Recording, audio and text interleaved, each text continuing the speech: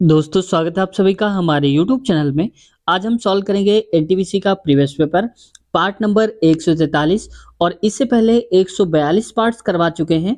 अगर आपने नहीं देखा तो प्लेलिस्ट मिल जाएगी आपको पिछला पेपर के नाम से एनटीपीसी, वहां पर सारे पार्ट्स हमने क्रम से लगा दिए हैं, वहां से आप आसानी से देख सकते हैं या फिर इसी वीडियो के नीचे डिस्क्रिप्शन में अंत तक मैं लिंक दे दूंगा, वहां से आप देख सकते हो।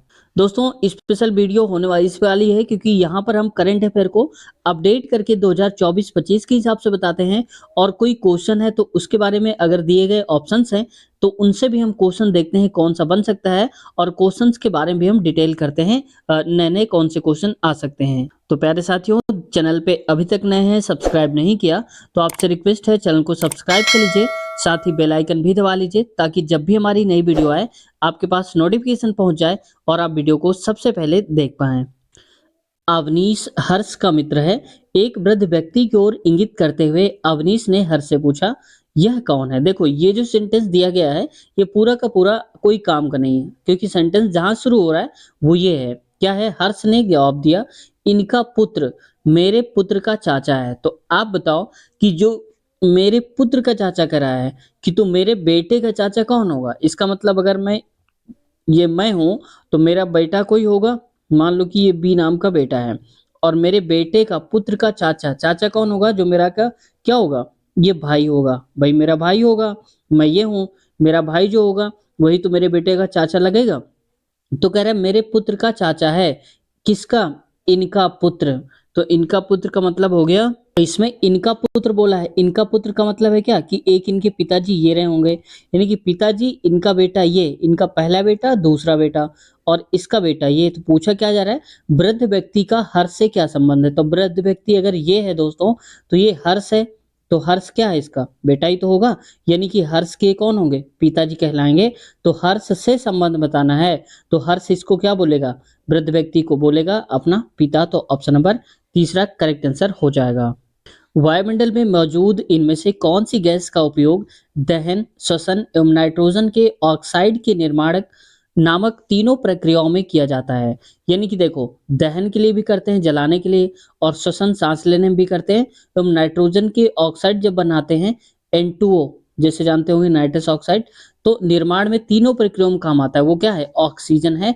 ऑप्शन दूसरा करेक्ट आंसर। अच्छा आप लोग बताओ जरा कि यहाँ पर पूरे वायुमंडल में ऑक्सीजन कितने प्रतिशत है? ठीक है, आप लोगों को बताना है कि वायुमंडल में ऑक्सीजन कितने प्रतिशत है। विश्व विरासत स्थल के रूप में प्रसिद्ध अजंता की गुफाएं निम्नलिखित में से किस स्थान पर स्थित हैं? तो ये है दोस्तों औरंगाबाद में। हमने एक बार वीडियो में बताया था शायद, और ये रिपीटेड क्वेश्चन है। तो ये औरंगाबाद जो कि कहाँ पड़ता है? महाराष्ट्र में पड़ता है। तो ये भी आप याद रखिएगा, अजंता एवं एलोरा गुफाएं महाराष्ट्र में हैं। उस विकल्प का चयन करें जिसका चौथे शब्द से वही संबंध है जो पहले शब्द का दूसरे से है। जैसे कि कमीज यानी कि शर्ट, शर्ट का संबंध ट्राउजर से, यानी कि शर्ट और पैंट पहनते हैं ना, पैंट शर्ट, ये एक पूरा जोड़ा होता है। वैसे ही मेज का क्या होता है? तो आप कहेंगे कुर्सी मेज, यानी कि चेयर होना चाहिए यहाँ पर। ऑप्शन नंबर दूसरा करेक्ट आंसर है, ये हो जाएगा इसका करेक्ट आंसर। आगे बढ़ते हैं नेक्स्ट क्वेश्चन पे। विश्व बैंक ने ब्लॉकचेन पर दर्ज किए गए सेकेंडरी बॉन्ड कारोबार को सक्षम करने के लिए किस बैंक के साथ अनुबंध किया है, टाई अप करा है? तो ये है दोस्तों चौथा नंबर, यानी कि Commonwealth bank of Australia. Option इसका चौथा करेक्ट आंसर हो जाएगा। दोस्तों आपको यहाँ से ये क्वेश्चन तो अब नहीं पूछा जाएगा, लेकिन ये जरूर पूछा जाएगा आपसे कि कौन सी बैंक का विलय किस बैंक में हुआ, क्योंकि पिछली बार बहुत सारे क्वेश्चन इससे बने थे, एनटीपीसी में भी और साथ ही ग्रुप डी में भी, दोनों में ये पूछे गए थे क्वेश्चंस। तो अब आपको याद रखना है कौन सी बैंक का विलय किस में हुआ है। ठीक है, आप लोग एक बार कहीं से देख लेना है, यूट्यूब में मिल जाएगा या गूगल में, तो आप बड़ी बात नहीं है, थोड़ा सा आप सर्च कर लेना, मिल जाएगा। अगला है 57 नंबर, √36 और √64 का लघुत्तम समापवर्त यानी कि एलसीएम ज्ञात करिए। तो देखो पहली बात तो ये लिखा है √36, इसको हम क्या लिखते हैं? 6 गुणे में 6 लिखते हैं, और जब पेयर बन जाता है इसका मतलब 6 आ जाएगा। ठीक, 64 को हम क्या लिख सकते हैं? 8 गुणे में 8, यानी कि इसका भी पेयर बन जाएगा, तो ये भी अंडर रूट से बाहर आ जाएगा 8। तो इसका मतलब और का मतलब है कि हमें 6 और 8 का एलसीएम बताना है, ये है मतलब हमारा क्वेश्चन। तो 8 और 6, तो देखो आपको ऑप्शन में सबसे छोटा नंबर लेना है। तो सबसे छोटा नंबर कौन? 24। तो आप देखो 24 को ये दोनों नंबर काट रहे हैं या नहीं काट रहे हैं? जैसे छः, छः चौक 24 कट रहा है और 24 बटे में 8, तो 8 त्रिक 24 कट रहा है। इसका मतलब ये 24 इसका सही उत्तर है। अगर मान लो ये 24 न कटता तो हम थोड़ा सा उससे बड़ा नंबर लेते यानी कि 72। तो 72 देखो, 72 क्या था, 6 से कटेंगे फिर 8 से चेक करेंगे। तो 6 कम 6, 6 दूनी 12 कट गया, 8 72 इससे भी कट गया। तो कट तो रहा है लेकिन हमें लोवेस्ट लेना है ना, तो सबसे छोटा नंबर 24 है जबकि 72 उससे बड़ा है, इसलिए ही पहला सही उत्तर हो जाएगा। अगला, यदि ए बी सी डी ऐसी चार संख्याएं हैं कि ए और बी का लघुत्तम समवर्तक बी है, बी और सी का एलसीएम सी है, सी डी का है डी, और ए बी सी डी का लघुत्तम समवर्तक क्या होगा। तो देखो, एक हिसाब से समझ सकते हो कि एक थ्योरम के रूप में चल रहा है। जैसे देखो, ए और बी दोनों का एलसीएम क्या आ रहा है, बी आ रहा है, वहीं पर बी और सी का क्या आ रहा है, सी आ रहा है, और यहाँ पर देखो सी और डी का, तो सी डी का क्या आ रहा है, डी, यानी कि बाद वाला कह सकते हो आ रहा है। तो वैसे ही देखो ए बी सी और डी, तो इसका क्या आएगा, तो आप कहेंगे ये आएगा डी। तो सही उत्तर हो जाएगा ऑप्शन नंबर पहला, करेक्ट आंसर हो जाएगा हमारा। नेक्स्ट क्वेश्चन है हमारा, ए सी ऐसे करके देख रखा है, ये पूरा का पूरा सीरीज, यहाँ पर क्या आएगा ये बताना है। तो पहले देखो इनके बीच की जो गैपिंग है वो कितने की है। तो पहले हम देख लेते हैं कि ए से सी कैसे आया होगा। तो देखो, ए के बाद आया होगा बी, तो बी का गैप करके सी आ गया, सी के बाद आया होगा डी, तो गैप करके फिर ई, यानी कि एक एक छोड़ कर आ रहे हैं, पहले पहले लेटर को देखो। ए के बाद बी सी आ गया, सी के बाद डी का गैप ई आ गया, ई के बाद एफ का गैप है जी आ गया है, जी के बाद एच का गैप है क्या आ जाएगा, आई आ जाएगा, यानी कि स्टार्टिंग में आएगा यहाँ पर आई आएगा सबसे पहले, ठीक है। और वैसे लास्ट में देखो सी के बाद एफ है, तो सी के बाद क्या, जैसे सी डी ई फिर आया होगा एफ, यानी कि इन दोनों का गैप करा गया है। वहीं देखो एफ के बाद जी के जे कैसे आया होगा, तो ई एफ होता है, एफ के बाद मान लो मैं एफ लिख देता हूँ, जी एच फिर आ जाएगा। देखो एफ के बाद जी एच आई फिर आया है जे, तो यहाँ से देखो एफ के बाद जे, यानी कि 3 का गैप, पहले कितने का था, 2 का गैप था।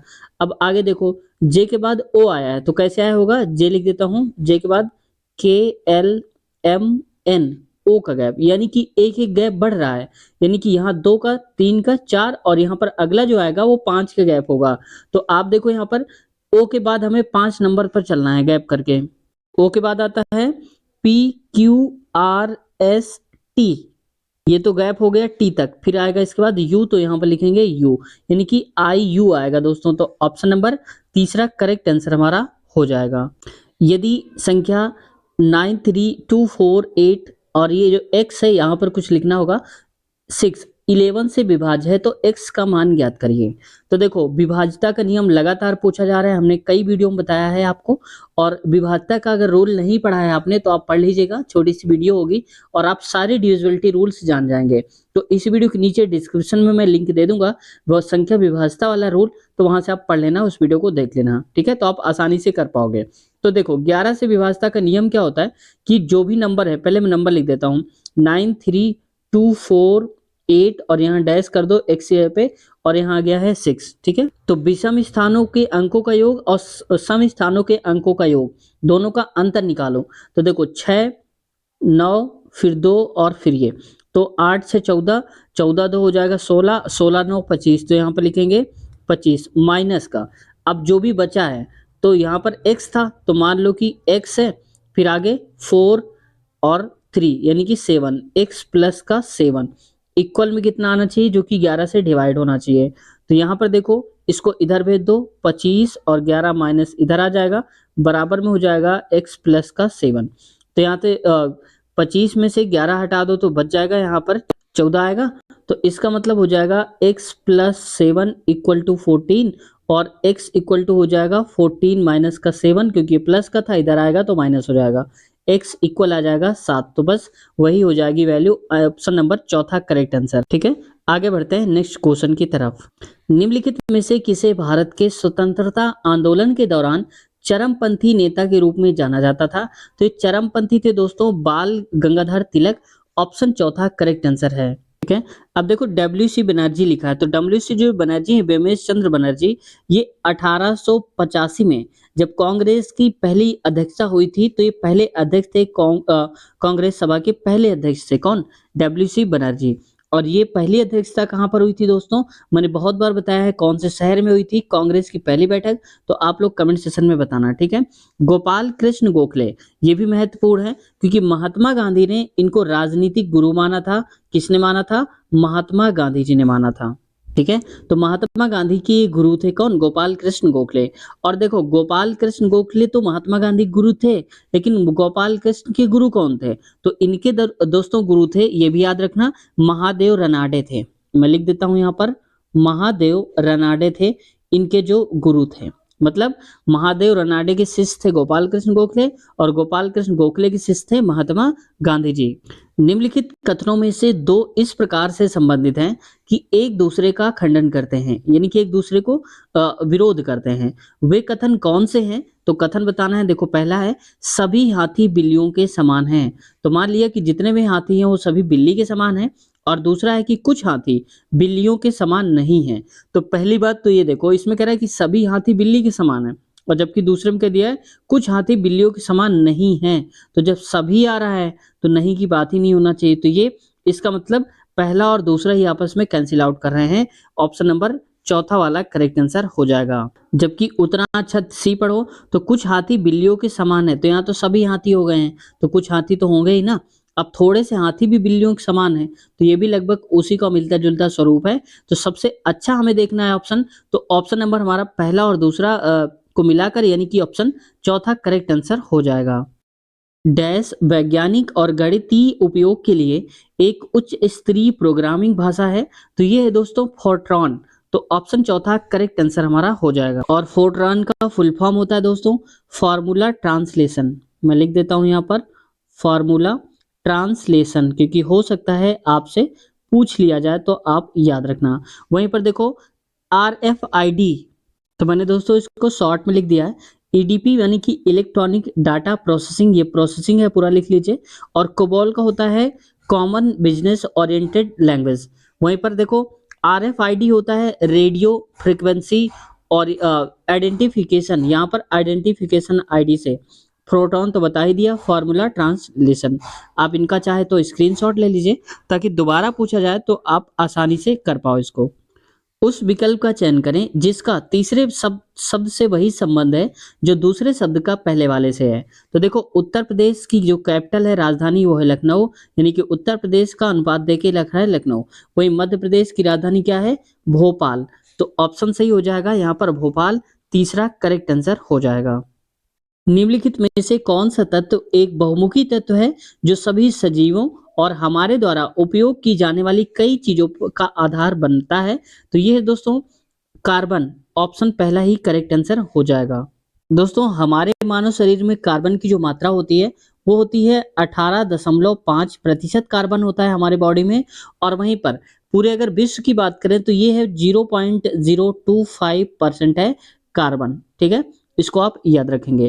दोस्तों मुझे थोड़ा सा याद आया पीछे वाले क्वेश्चन में, इसमें देखो जरा सा, तो मैं मुझे बताना भूल गया था। तो देखो जो इंदौर है दोस्तों, ये हमारे देश का सबसे स्वच्छ शहर है इंदौर, जो कि हर लगातार आता है। और ठीक 2024 में भी ये नंबर 1 पर रहा है सबसे स्वच्छ शहर। और अगर दूसरी बात करें कि सेकंड रैंक में कौन है, तो ये है सूरत, ठीक है, गुजरात का सूरत। और वहीं पर थर्ड नंबर की बात करें कि थर्ड नंबर पे सबसे स्वच्छ शहर कौन रहा है, तो ये रहा नवी मुंबई, ठीक है? हो सकता है आपसे पूछ लिया जाए तो आप लोग याद कर लो, मुझे अभी याद आया तो इसलिए मैंने बैक करके बता दिया, ठीक है? आगे बढ़ते हैं नेक्स्ट क्वेश्चन की तरफ। फिर से आगे देखो, नेक्स्ट क्वेश्चन है हमारा, 15 व्यक्ति 7 दिनों में 35 बॉक्स भर सकते हैं। 5 दिनों में 65 बॉक्स भरने के लिए कितने व्यक्तियों की आवश्यकता होगी? तो देखो यहाँ पर M1 D1 अपान W लगा दीजिए, यानी कि M1 कितने व्यक्ति हैं? 15 लोग। कितने दिन में? 7 दिन में। कितने बॉक्स? नीचे लिखिए 35 बॉक्स, ठीक है? बराबर में कर दीजिए 5 दिनों में कितने बॉक्स? यहाँ पर फिर से 65 बॉक्स भरना है, लेकिन कितने व्यक्तियों की आवश्यकता होगी हमें नहीं पता, तो हम x मान लेते हैं। इसको काटिए तो ये हो जाएगा कितना?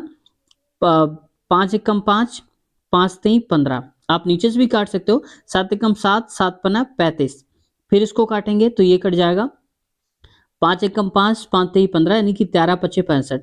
तो 13 गुणे में 3 हो जाएगा, तो 13 गुणे में 3 बराबर में आ जाएगा x। तो x की वैल्यू क्या हो जाएगी 13 तिया 39, यानी कि ऑप्शन नंबर चौथा ही करेक्ट आंसर हमारा हो जाएगा यहाँ से। आलोक और अनिल की वर्तमान आयु का अनुपात 3:4 है। यदि आलोक की आयु अब से 20 वर्ष बाद 62 वर्ष होगी तो अनिल की वर्तमान आयु कितनी होगी ये बताना है। तो देखो आलोक और अनिल की आयु की बात हो रहा है, तो आलोक को मैं लिख देता हूँ AL और अनिल को AN। तो आलोक अगर 3 साल का है तो अनिल कितने साल का है, ये है 4 साल का। अब कह रहे आलोक की आयु अब से 20 साल बाद 62 साल की हो जाएगी।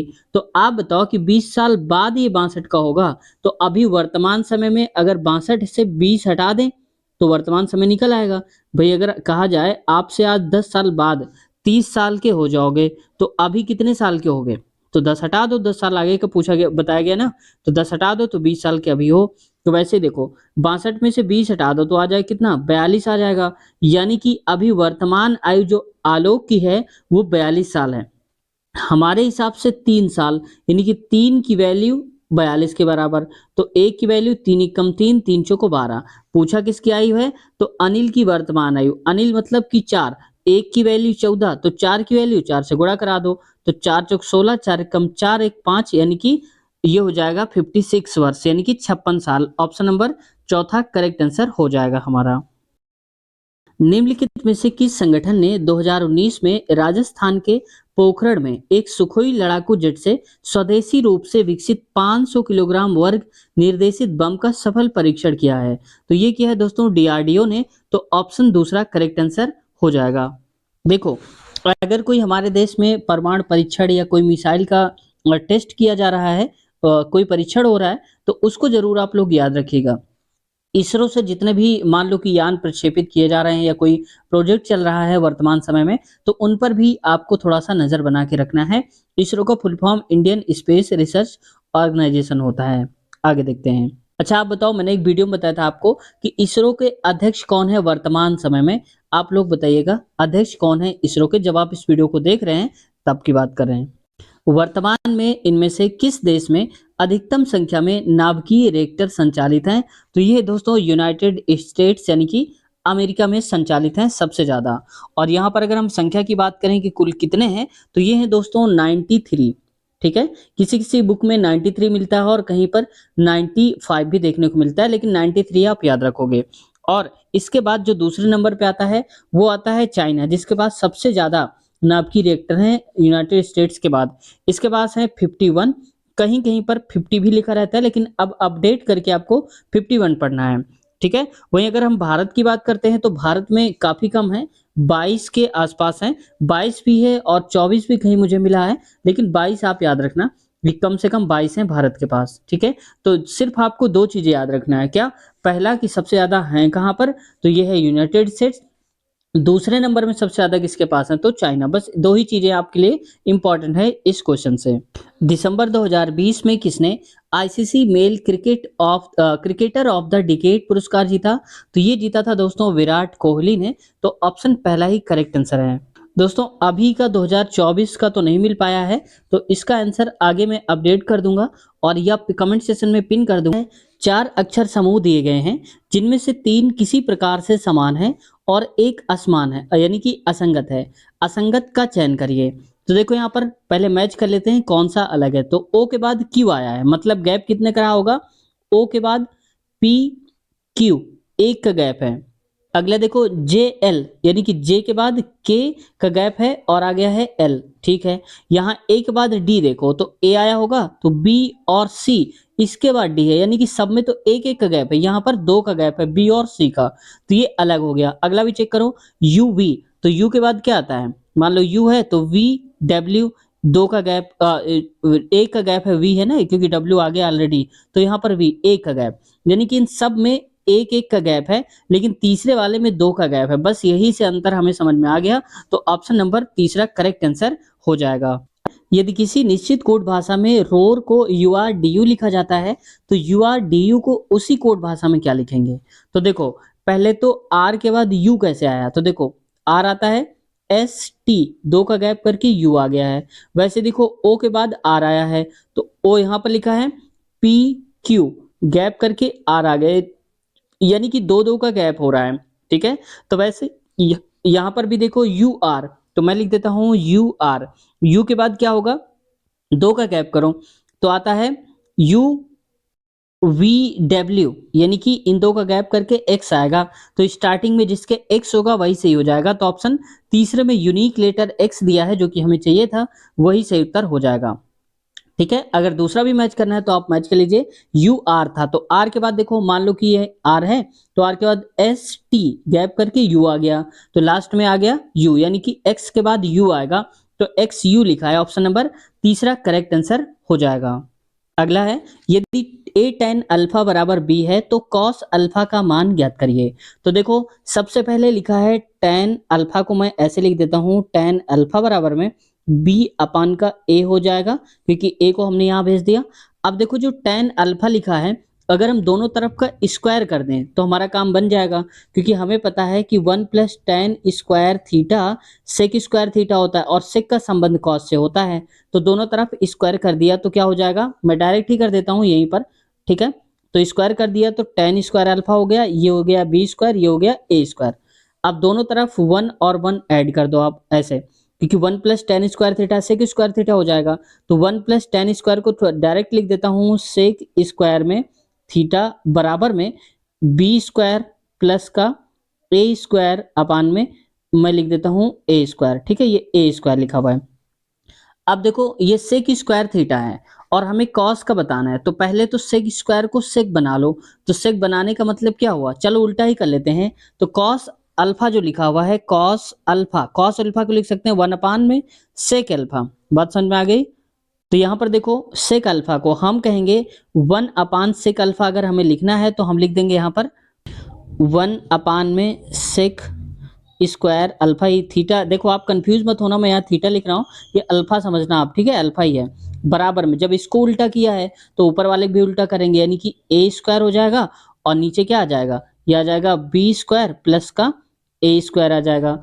अब हमें चाहिए सेक, यानी कि कॉस की वैल्यू चाहिए, कॉस स्क्वायर नहीं चाहिए, तो हम अंडर रूट करा देते हैं, यानी कि सेक की वैल्यू में अंडर रूट पूरे में आएगा। तो यहाँ पर a² है तो हो जाएगा a अपान में नीचे आ जाएगा a² प्लस का b² आ जाएगा अंडर रूट में, यानी कि 1 अपान सेक अल्फा की जो वैल्यू आ जाएगी वो आ जाएगी। ठीक है, ये आ जाएगी, और हमें पता है कि 1 अपान सेक को हम लिख सकते हैं क्या, कॉस अल्फा, और कॉस अल्फा की वैल्यू क्या है, यही हो जाएगी हमारी, ये a अपान में लिख देता हूँ थोड़ा और साफ करके, यहाँ पर वैल्यू है a² प्लस का b², ये आंसर आ जाएगा दोस्तों कॉस अल्फा की वैल्यू। तो ऑप्शन नंबर कहाँ है, ये चौथा लिखा है, बड़ा हौच पौच हो गया, हटा देता हूँ। आप ये केवल याद रख लो, कॉस अल्फा की वैल्यू a अपान 1 अपान में अंडर रूट a² b²। तो ऑप्शन नंबर चौथे में देख रखा है, आप देख सकते हो, यहाँ से करेक्ट आंसर हमारा ये हो जाएगा। तो दोस्तों, आज की वीडियो यहीं तक रखते हैं, इसके आगे वाले क्वेश्चंस कवर करेंगे हम नेक्स्ट पार्ट में। अगले पार्ट की लिंक आपको इसी वीडियो के नीचे डिस्क्रिप्शन में मिल जाएगी, वहां पर लिखा होगा अगला पार्ट, सबसे ऊपर ही लिंक होगी पहले ही, उस पर क्लिक करके आप आगे वाले पार्ट्स भी देख सकते हो। दोस्तों, साथ ही अगर आप ग्रुप डी के प्रीवियस ईयर देखना चाहते हैं तो अलग से प्लेलिस्ट बना दिया है, वहां से आप देख सकते हो, और एनटीपीसी की भी हमने प्लेलिस्ट बना दिया है, वहां से आप सारे पार्ट्स सीरियल वाइज देख सकते हो। साथ ही दोस्तों, रेलवे इंटरव्यूज आप देखना चाहते हैं तो उसकी भी प्लेलिस्ट आपको मिल जाएगी वहां पर, और जितनी भी प्लेलिस्ट मैं बता रहा हूँ आपको, सबकी एक एक वीडियो की लिंक निकालकर इसी वीडियो के नीचे में लगा दूंगा, जिस वीडियो को आप देख रहे हो, तो एक बार चेक कर लेना, वहां पर सारी वीडियोस की लिंक मिल जाएगी। लेकिन कंप्लीट अगर आपको पार्ट्स देखने हैं तो आपको प्लेलिस्ट में जाना होगा। दोस्तों, वीडियो आज की कैसी लगी जरूर बताइएगा। किसी भी प्रकार का कोई क्वेश्चन है, डाउट है तो कमेंट्स करिए, आपका रिप्लाई देने की हम पूरी कोशिश करेंगे। साथ ही दोस्तों, अगर चैनल पे अभी तक नए हैं, सब्सक्राइब नहीं किया, तो आपसे रिक्वेस्ट है चैनल को सब्सक्राइब कर लीजिए, साथ ही बेल आइकन दबा लीजिए, ताकि जब भी हमारी वीडियो आए आपके पास नोटिफिकेशन पहुंच जाए और आप वीडियो को आसानी से देख पाओ।